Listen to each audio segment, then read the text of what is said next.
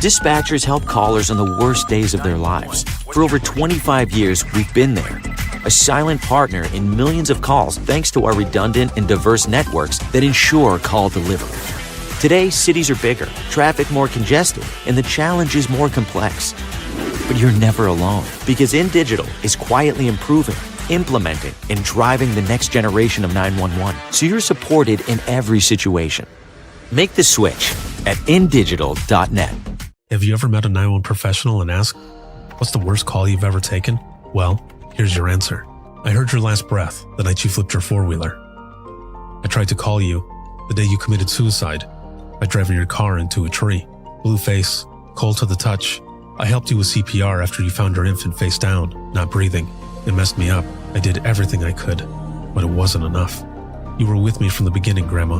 27 years later, I took the 911 call when you died. How fitting to be there for me in the beginning, and I was there for you in the end. I miss you, Grandma. I am 911. This is but a glimpse into the world of emergency dispatch. But what is it really like to answer a call during someone's nightmare? What is the impact of the first responder answering the call? Available on Amazon or where you purchase your favorite books and ebooks. Imagine listening. Your worst day is our everyday.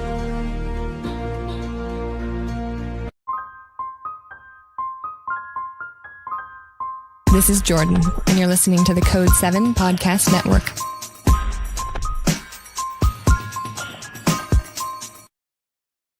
Warning. This episode contains the 3 A's of podcasting: adult content, adult language, and awesomeness. You've been warned. Mom called 911 because she had found her son unresponsive, hanging in the basement of her house. And it was, I forget how many years, but it was so many years to the day of where her husband had hung himself. And she found him, and I tried to give pre-arrivals. She said it was too late, and she's hysterically crying on the phone. And I mean, I have 2 kids at that point. My kids weren't very old. Her son was 17, and I just remember feeling the hurt through her voice, and just how much that put a knot in my stomach, and hearing that, but not being able to show my emotion and having to stay calm for her to be that calm, to be the calm in the dark for her.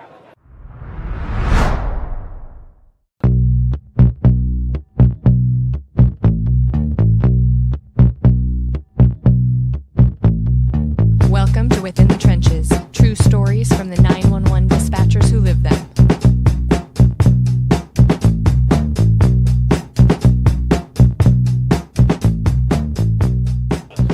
Hey, how's it going? This is Ricardo with the Code 7 Podcast Network, and this is Within the Trenches, true stories from the 911 dispatchers who live them.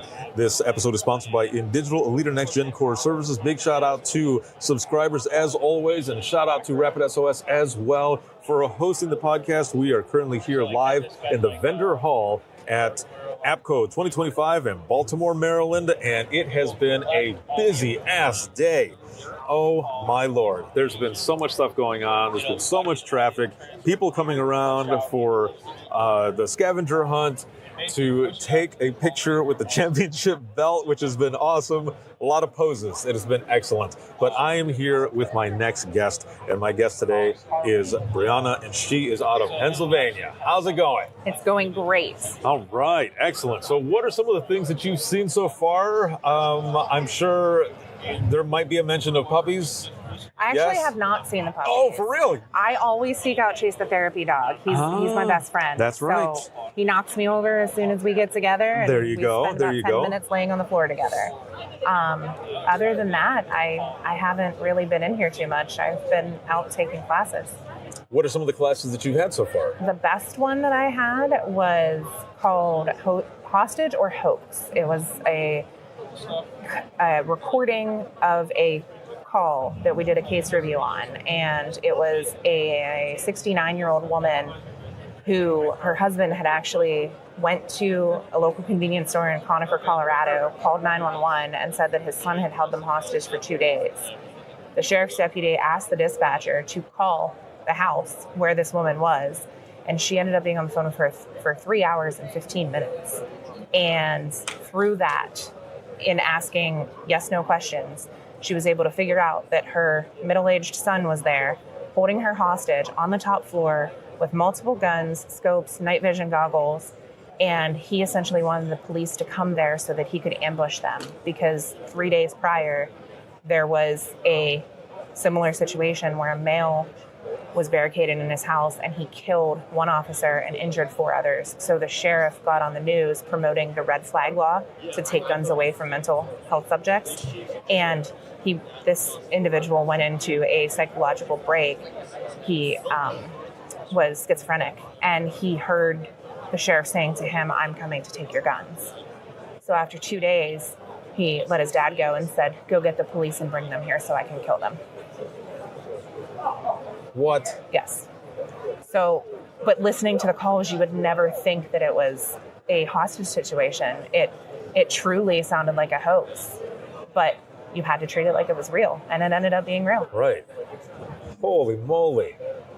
Yeah, those are, doing what I do and traveling around, especially doing Imagine Listening and stuff, there are some calls that people share where they're going into the detail, and then at the end, it turns out that it was real. Right. And I'm always like, wait, what? Yeah. That was real? Yeah. Are you for real? Like jaw dropping. Yes. Holy crap, that actually happens. Those are, man. Yeah, I'm pretty sure all of us, especially those who are listening as well, in the 911 profession, whether you're in dispatch or out in the field, have had those moments as well where Sure. you get this information and it turns out to be real. I never would have thought Yeah. that that's what it was. Absolutely. Sheesh. Well, it sounds like that. I mean, awesome that you got the chance to go to that class, and you've been in other classes and everything. Just the experience as well. Being at a national conference and such, even a state conference. A lot of good things that happen. Experience, the networking Yes. alone. That's But a big one. I want to learn a little bit more about you, though. Sure. So, you mentioned that you have about 9.5 years in dispatch, correct? Correct. Yes. So how did you get involved to begin with? Do you come from a family No. of public safety? Oh, you No. jumped in green like myself and many others. Yes. You just stumbled upon it. No one in my family has ever been in public safety before. My aunt is now her second husband. He's a retired police officer, but my grandmother's brother, he used to do photography for the volunteer fire department. So that's the closest to public safety that anyone was ever in. My venture into public safety started when I was 16. I was dating a guy who was in the fire department, and I was like, I've always thought this was cool. I want to join too. So I joined as a junior, and things kind of evolved from there. When I was a senior in high school, I decided I wanted to become an EMT. My mom said, "I'm not paying for it, but if you want to pay for it, you can." So when I went into my senior year in the summer of 2007, I paid, I think it was $325 for the EMT class and the book.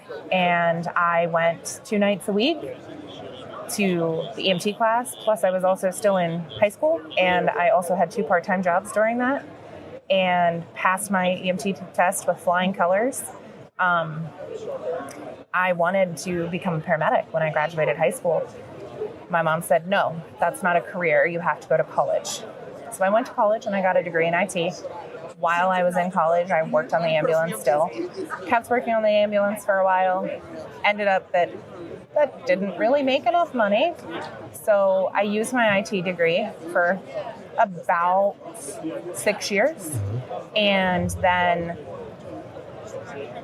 part-time positions opened up at the center that I work at. And I was like, you know what? I'm going to apply. So I applied and I tested, and here I am almost 10 years later.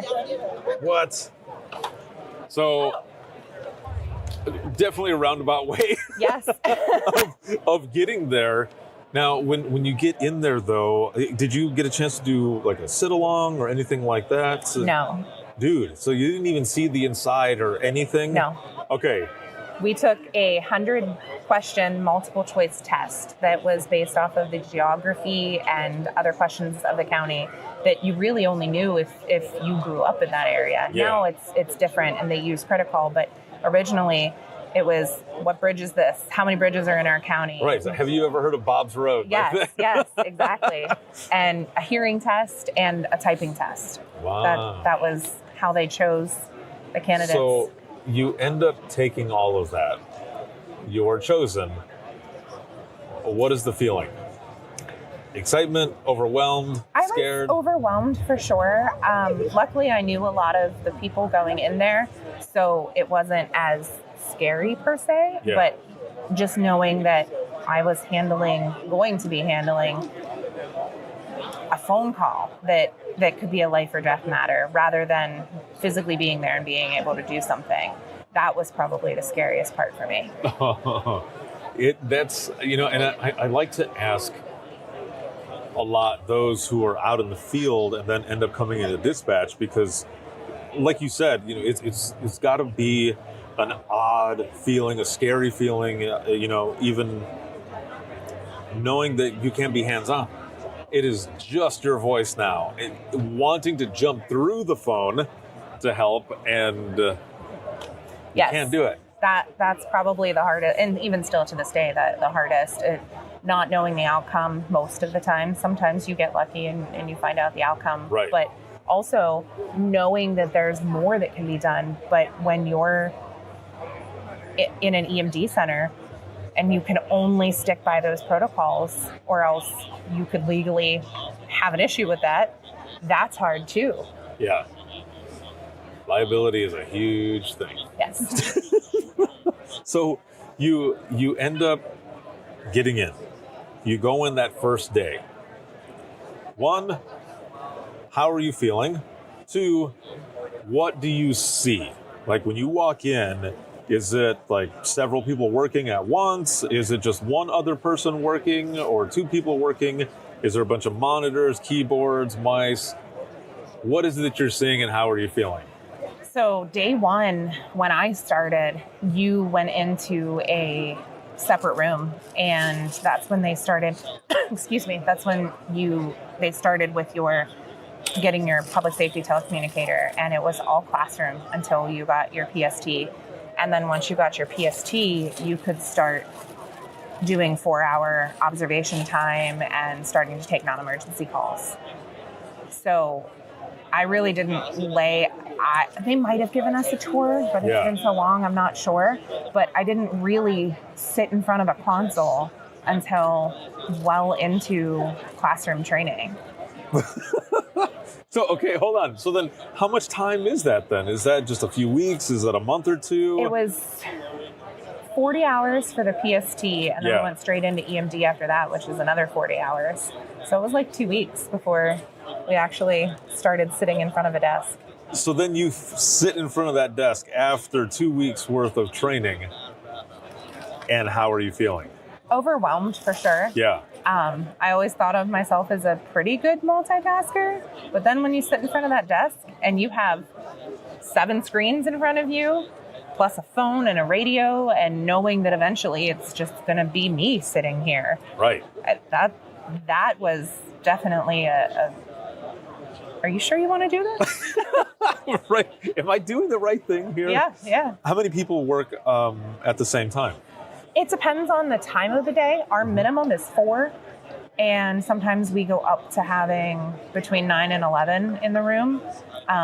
It just depends.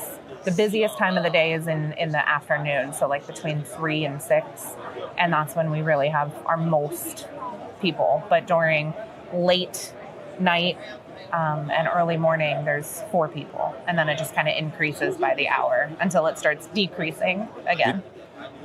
Do you ever have like family or friends just start asking questions like, so what are you going through? Like, what is it like? And did you feel comfortable even talking about it, or was it more like, I'm still trying to get my bearings, okay? No, actually, nobody family-wise ever asked me. My kids ask me stuff now. Yeah. And so, Mom, how was work today? Did you get a lot of calls? But my family's never really asked a lot of questions about it. Interesting. There's a lot of times, you'll have, and it doesn't even have to be family. You'll just people that know that you work there, like, So what kind of stuff are you, like, how crazy is it? What's your What's been worst going call? on? Yeah, what is going on? All this other stuff. So you end up going through, and then, so how long, so you had the 2 weeks of that training. How long was the entire program, though, until you were on your own? For me, we started in April, and I was signed off on my own in the beginning of August. So there were 2 people that got signed off a week or 2 before me. So that was what, April to August is 4 months. And average is about 6. So. Nice. Okay, so you get plenty of time. Yes. And so you do every discipline of public safety? Yes. All right, so you got all 3. So that as well is another thing. And the reason I say it that way as well is because when I first started out, it was just me. 8 hours at a PD. Ooh. And it was a small PD, though. But when the shit would hit the fan, it would hit the fan. Absolutely. And I remember sitting at my, which I guess I would call my console, at my desk. And this is going to sound so stupid. It sounds stupid every time I say it out loud. But if something crazy was going on, behind me was this shelf, and it had all of our books, like our big maps and like all this other stuff. That was 2001. Uh-huh. And I would push myself off, and because my chair had wheels to roll back, get what I needed, and then come back and continue doing what I was doing. Now, I ended up eventually adding something. So I would push off, spin once, grab, spin back, and come back. And I don't know, man. I used to think I was the coolest shit. Yeah, exactly. Yeah, that is, you know what? You're right. That is exactly what it was. You were I was so self-soothing. hyped up that, absolutely. Instead of being in fetal position, rocking back and forth, I was pushing off and spinning. That is hilarious. I never thought about it like that. You're right. I was self-soothing. Yep. Yeah, I was getting that adrenaline out of there. But doing that, and then because I started out in Florida and then moved back home to Southwest Michigan, dispatched for the county that I grew up in. And that was a whole different dynamic as well. Working at a central dispatch now with a team. Mm-hmm. Our minimum was 3. The max were 4 over the weekend. But that whole thing was just a different beast. Sure. And you're learning all of that. And just like you, I knew the geography, but for me, it was more the west side of the county versus the east side. And but once you pick up all that other stuff, it's like nothing. But when I first walked in there, I see all these people doing different things, multitasking, doing what you would think like an octopus would be doing, because it's so much moving and they're eating at the same time, and I would think the same thing. Can I do this? Like, am I going to be able to do this? I've got 4 years of experience already, but this is way different. I don't know how this is going to go. So you end up getting through your training, and now you're going to be on your own. But even before that, they turn to you and they're like, okay, now it's time for you to take phone calls. How freaked out are you? A little bit. Just a little bit? Yeah. I had the experience of sitting and listening because we did 4-hour observation did you have the umbilical cord? Yes. Yes. So I had the ability of listening, and I observed how they asked questions and how they interacted, and I learned what I wanted to do and how I wanted to handle myself and how I didn't want to handle myself. Yeah. And just kind of cemented that into my head. And I just built upon that. My first call, I don't even remember the first call that I answered while I was in training, but I'm sure it was super clunky, and that, that my trainer was like, no, you need to ask this. No, you need to ask that. Yeah. And I don't remember that now, but I'm absolutely sure, because now I can listen to a call if it didn't go a good way or it was a poor dispatcher and be like, you should have asked that. That's part of your all-caller questions. Just you need to ask those things. Right. Man. Just some of the stuff that you're saying takes me back as well to a lot of that, because I was talking on another episode recently, actually just earlier today, and I was saying that sometimes when we're going through training, you get kind of that, perfectionism going because you almost have to be perfect Yes. in what you're doing in a way. But we also have to remember to give ourselves some grace because we are also human. Right. And shit's going to happen. And what I mean by that in the sense of you're going to get nervous. You're going to continue doing what you're doing. You've got your training, but you're going to have those feelings. And there's kind of that 2.5, 3 year experience where it's kind of like the sweet spot where you are dialed in. Yes. And then, you're doing stuff. It's not that you're not confident, but you really feel like you have a grasp of what it is that you're doing. And then those fears that you had in the beginning, they kind of wash away. But with 911, even years after, sometimes you ask yourself, like, can I do this? Oh, yeah. Can I keep doing this? But now I have different fears because I have this much experience. And, I come and I hear about the call, like that example in Colorado. Yeah. And I start to think, well, what if I got a call like that? I mean, I've had my share of calls that have stuck with me or that I didn't know what to say. But a call like that, that's not even one that I would think about being a possibility. So kind of have to stop and think like, well, what would I do in that situation? Or somebody mentioned in a different class earlier about having a protocol for if an officer's car got stolen. I don't know how I would handle that because they're listening. That person that's in the officer's car can now hear all your radio transmissions. This is true. So how are you going to surprise him? You can't. And they brought up another one about if an officer's taken hostage. I would have never even thought of that. I mean, yes, can it happen? Has it happened? Sure, but that's not something that is at the front of your brain. Far in the extreme sometimes you think, that wouldn't happen, but it happens. But that's why you need to be prepared for the low frequency, high risk calls. Yeah, that and just listening to a lot of stuff. You got these phone calls, they come in. You're not only, depending on how your center is set up, right? You're able to listen to everyone in the center, and then you're listening to the entire environment of the call that is coming in. And it's a crazy thing to think that you can really, you can really focus like that. And people have asked me in the past, they're like, what do you mean dispatch ear? And I say, well, think about a movie, like an action movie where there's slow motion. And then when it's in slow motion, it focuses on one thing and then zooms out, focuses on another thing and another thing.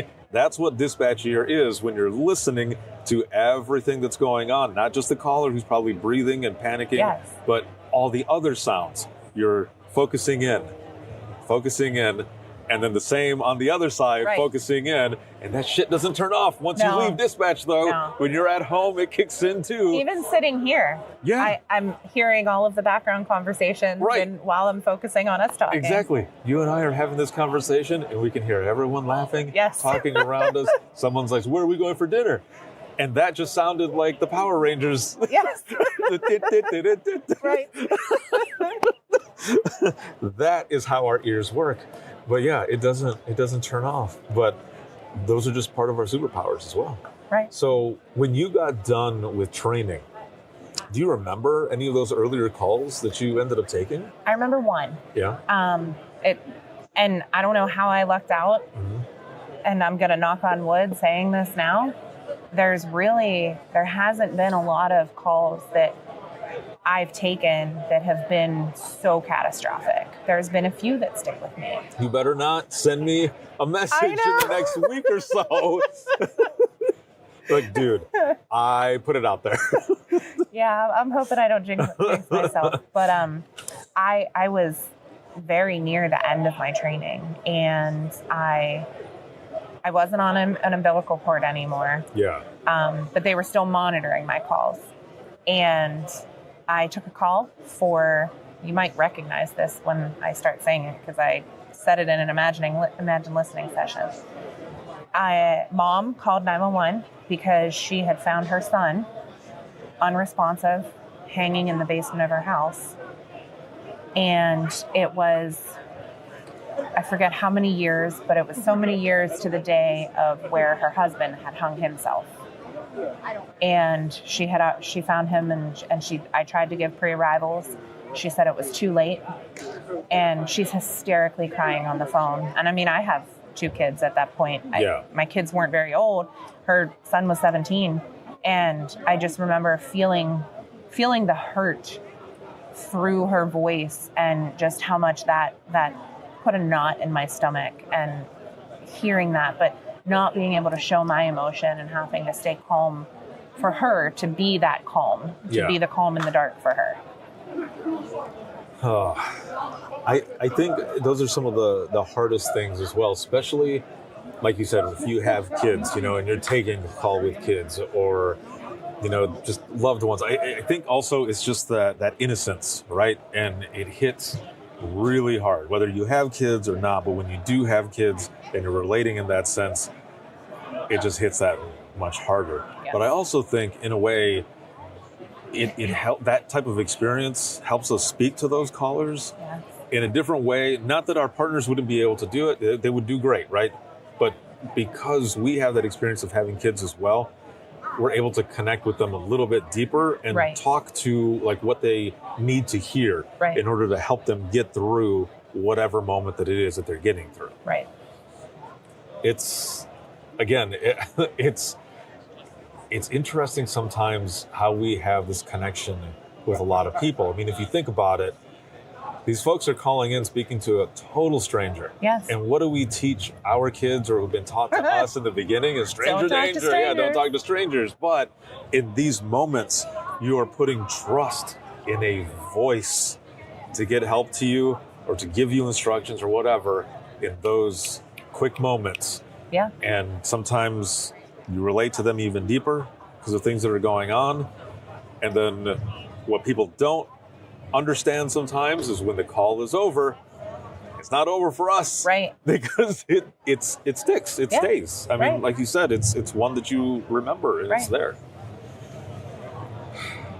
What a profession, right? For sure, for sure. Oh man, it has been awesome to have you on and chat with you and learn more about you. I've got a couple questions left. The first one, how do you feel like the profession has changed you? So, a couple ways. I've always been, I'm a helper. I'm a helper and I'm a giver. I'm a very acts of service type of person.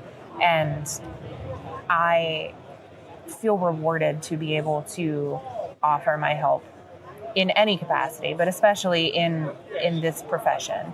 And so through the years of doing this, it's given me an increased passion for wanting to help, but also, and especially through attending the national conferences like APCO and NINA, just learning how much is needed in the first responder, specifically dispatch, wellness, and peer support. And that has really changed me to, when I started in public safety, it was tough it out, suck it up, move on to the next call. Exactly. And that's kind of shifted now to, it's okay to not be okay. Talk about it. Right. So many people that I know, or let me rephrase, I know so many people that have unfortunately lost their battle with mental health. And quite a few that have unfortunately taken their lives on duty. And it just keeps rising. And it gives me the momentum and the drive to do something to help with that, because it's needed. Right. I love that. The final question I have for you is one that I did not give you. But if you've listened to the podcast before, you know what question I'm going to ask. Maybe you don't. I don't know. But here we go.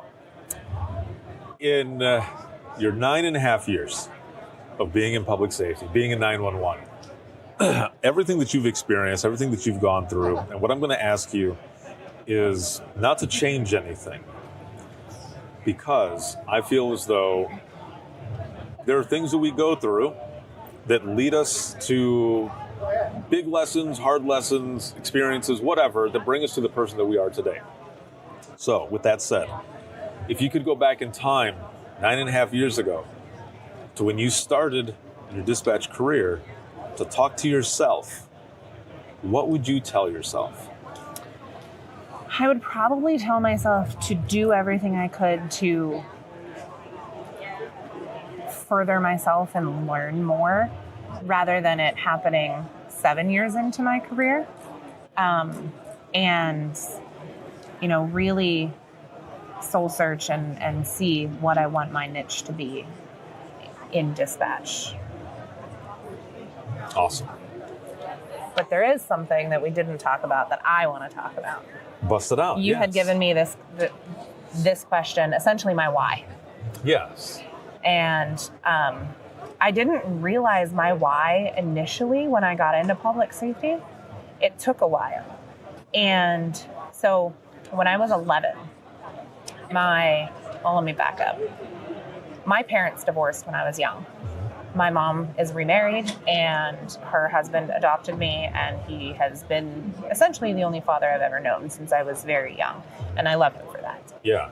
My real dad, he had moved back to Texas. I did not know him. He unfortunately made some bad choices, and when I was 10, he had reached out to me, and he sent me a letter. And so I sent him back a little letter and a Christmas present. It was a figurine of somebody bowling that goes back and forth. He wasn't a bowler. I don't know why I sent him that, but that's what I sent him. So we talked on the phone every day from December of 2010 until June of 2001. And I remember sitting at my grandma's house. My grandma watched me in the summer, and my mom came to pick me up. And she was acting weird. And my sister had called her, which was also very weird. She's my half-sister, 12 years older than me. We have the same dad, different moms. And turns out, this was on the first day of summer, June 21st. And turns out that my dad was on his way home from work that day, and he was having chest pain. So he pulled over on the side of the road, and he had a heart attack, went into cardiac arrest, and ultimately ended up passing away on the side of the road. So his birthday's the 4th of July. We went down, had the funeral, and it was hard because I didn't know him. And then as years went by, I was, around the time I took my EMT class, my mom has an article in a fire safe box, and it's about my dad. And it talks about how he was on the side of the road and nobody stopped. And so I've always lived with the question of, what if somebody would have stopped? Yeah. Would the outcome have been different? So unknowingly, that was my why for getting into EMS. But ultimately, that's my why for public safety, period, because I could be that voice on the other end of the phone when somebody stops and finds somebody's dad and gives those pre-arrivals. So knowing that I have the ability to change how the course of somebody's life goes, I mean, that's a really big superpower. Yes. And that's something really big to hold in your hands. So that's my why. Wow. Thank you so much for sharing that. My condolences as well. And that is a big why. Thank you. Thank you. That's amazing. Thank you. Thank you for sharing that. And thank you for what you do in the profession. Thank you. And for some of the stuff that is on the horizon, that we will just leave it at that. Cliffhanger, yes.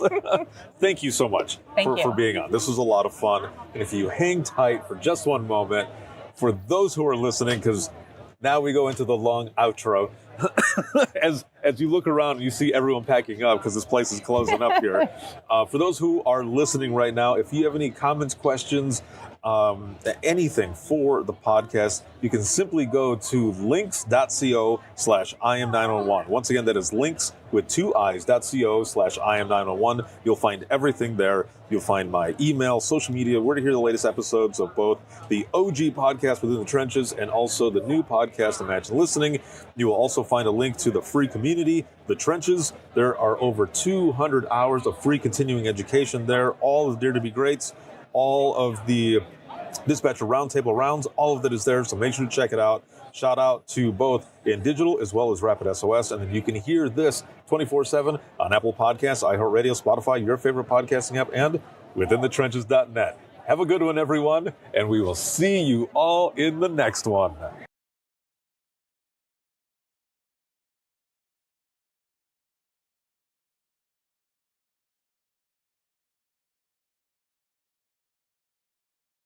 Imagine listening to someone's worst day every single day.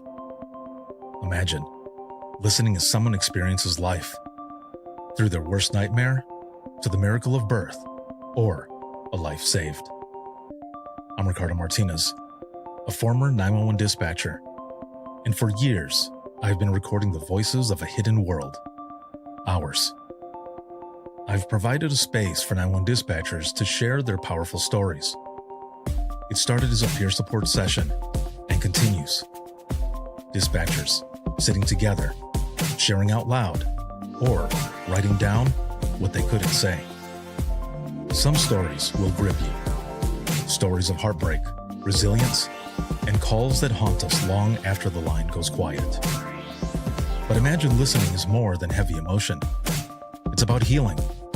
It's about laughing through the chaos, lifting each other up, and reminding the world that dispatchers are human too.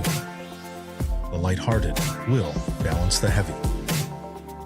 Experience the power of storytelling, a podcast for the thin gold line and those who want to understand it. This is Imagine Listening.